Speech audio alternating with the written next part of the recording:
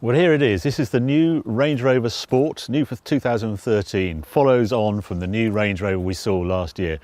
Completely new model, this one. Previous generation, I was never quite sure about because the previous Sport was actually based on the Discovery and had the chassis underneath. This one, all aluminium construction, completely different car, shares a lot with the new Range Rover. And the one thing I've got to say about it, it's huge. Like Range Rover telling me that it's only millimetres bigger than the previous generation, but when you compare it with the previous generation Range Rover, which I own, I was really surprised how close this is on the size of it, particularly at the front. But you have to say it's a great design. It's obviously based on the Evoque and it's growing from there.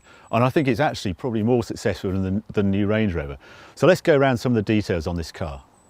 Differences in the spec of the car, you start out with SE, then there's HSE, which is recognised because the grille here is silver, and then you get to Dynamic and Dynamic Autobiography, the top models, and they have this black grille and this black under here, this under tray here. I think it's the best looking of the lot, and I also love the detailing on this car. Like the full-size Range Rover, it's got those projector headlamps with the sort of name around it that look really trick. Then on the top of the bonnet we have these vents here, and then on the side of the wing there's another vent. And it's really quite disappointing, I think, that these are actually false. They're purely cosmetic. It's a trend we seem to be seeing on cars these days, that these sort of bits are added just for glitter but don't actually do anything. And under the bonnet we have, in this example, a supercharged V8. And again, this is what they want you to look at for the engine, but I'm always quite keen to take one of these off. When we take that off, yeah, now I can see why they designed a cover for it, because that's not a very pretty engine under there. But it does produce the power.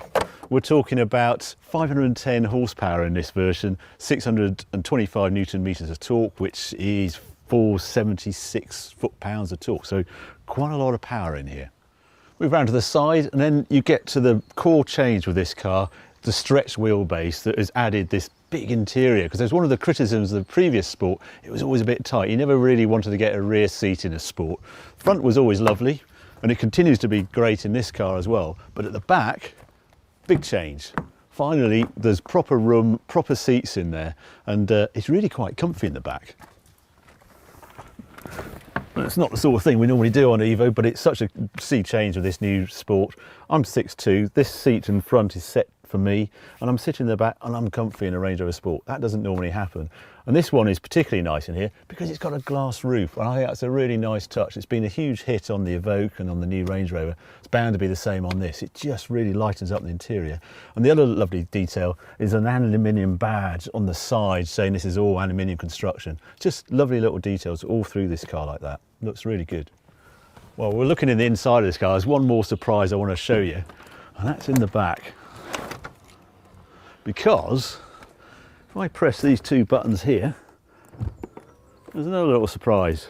This car is the 7-seat version, so there's 2 emergency seats in the back. You're not going to get a full-size adult. They're sort of up to 11-year-old. But having lived with a car like this, we had the previous Range Rover and I had an overfinch rear seat. They're so useful at Christmas time and when granny comes to stay, or you're going to get kids from school. So there you go, it's a £1,500 option. I think it's probably well worth it because it just adds to the sort of how you use these cars.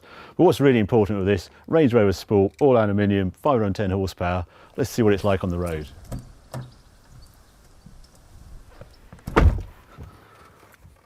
There's one thing you've got to say about Land Rover. They really know how to do interiors. They're doing their own signature on the interior. The only way I can describe it, it looks like B&O have designed it. It's very clean. They're very proud of their low button count, which can be a bit of a pain at times when you're trying to do heated seats or something. But it does look good, looks really good. And I think it's because I like the way they're ploughing their own furrow on it. They're not looking at what the Germans are doing. And I get the sense that sometimes with BMW and Mercedes, they just look at the other German manufacturers. But the interior on current Land Rover product like this one is unique, very clean, and just beautifully put together. Feels expensive. Now, I've been living with this car for about a week now, and part of living with this car, where I live on the farm, quite often come back from work and just go and have a look what the stock are up to. And I like the feeling with a Range Rover. It's part of its authenticity that it can go off-road. I'll just go and show you. Let's just see if this Range Rover Sport is a true Range Rover.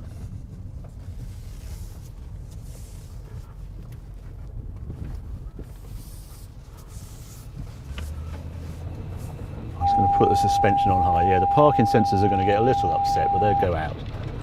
It's just one of the beauties of Land Rover product. They do think about the off-roaders. I'm told it's less than 10% use the off-road ability. Where I'm going to take you now is one of the steepest parts on the farm, and it's like, I call it the Black Run. And we'll just have a little look, because you just look over the edge and think, you must be joking. And I want to see if it hits anything on the way down. It's just through here. Okay, just gently drift over the edge. And here we go, the test. That's pretty steep down there. Nothing touched. No, the only thing you heard was the hill descent control working. We're taking an easier way up the hill. But it's impressive stuff that the Range Rover do that sort of thing. It's got a flat bottom on this new Sport, so it sort of surfs over if there was anything that it was going to hit. But there you go, a little taste. Let's get back on the tarmac. One of the first senses you get with the Range Rover Sport now is it's not actually the super sports SUV that you expect. When you get behind the wheel, there's a sort of softness, a roundness to it, which is different to the Cayenne. I spent a few weeks in the Cayenne Turbo S, and that car immediately has heavier steering. It doesn't ride quite as well as this, but there's a sharpness just off centre on the steering that says, yeah, well, I'm a pretty serious car. I'm a sporting SUV. You don't get that with this new Range Rover Sport. There's a more relaxed feel with it, and I'm surprised with that, with this being the top supercharged model. But I do like the feel of the wheel, and you've got certain controls on here, and it all works really well. It's a very clear dash, and it's very quiet, very refined, this car. I'm already going slightly quicker than I should be, and yet it's utterly silent in here. Another difference with the new Range Rover Sport, you actually get a proper gear lever. They've been using that circular gear selector from Jaguar, and I think it doesn't work at all. It really annoyed me, and it wasn't intuitive to use. Thank goodness this has made a return, and it's very easy to use. And what I like about it is you just rest your hand on, and you can just control the ventilation, and it just makes sense.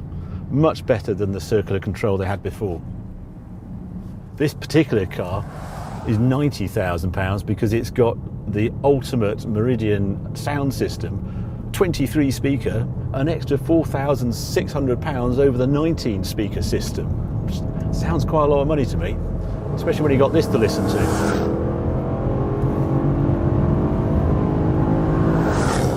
It's a great sounding V8, I have to say.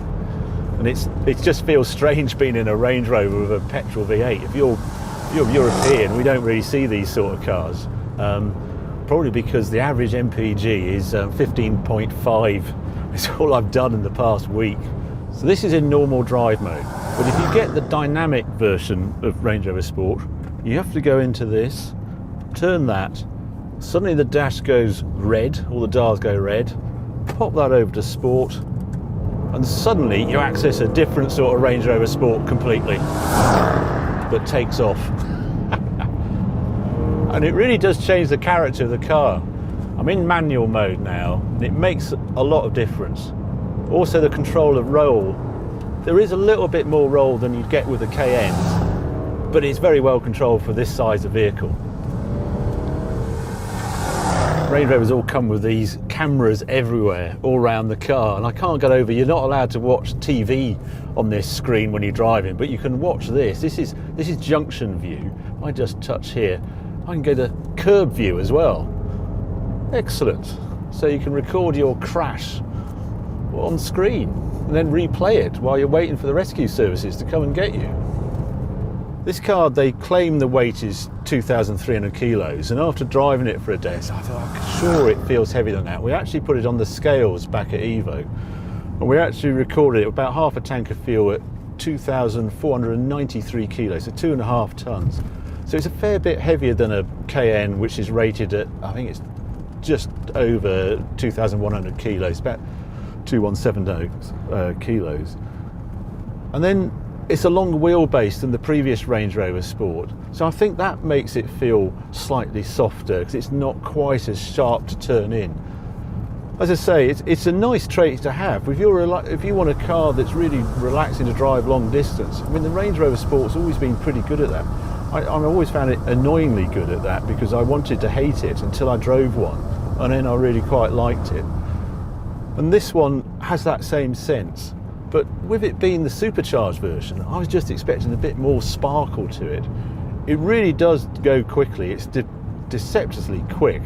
You know, as I say, they're testing this thing at the Nordschleife, and having driven it, I can see it's got a really agile chassis, but I just don't get that feeling from behind the wheel.